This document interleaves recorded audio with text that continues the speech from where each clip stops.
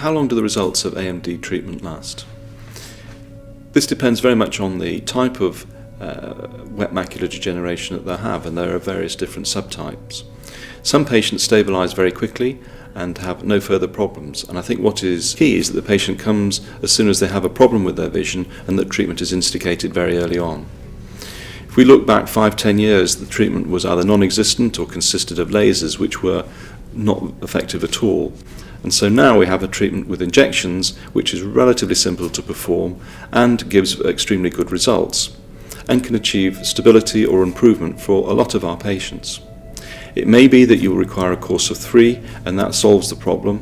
It may be that you require 10 or even 20 injections, and that is maintaining stability. I think it is very important that patients are monitored either by their ophthalmologist or by their own optometrist, and very importantly that they self-monitor the condition, so they check each eye individually on a weekly basis looking for any changes, for example in distortion, a symptom of macular degeneration, or blurring of vision, also a symptom of macular degeneration. It's very much dependent on the individual patient, but with a course of 3 injections it can stabilise the condition for the long term.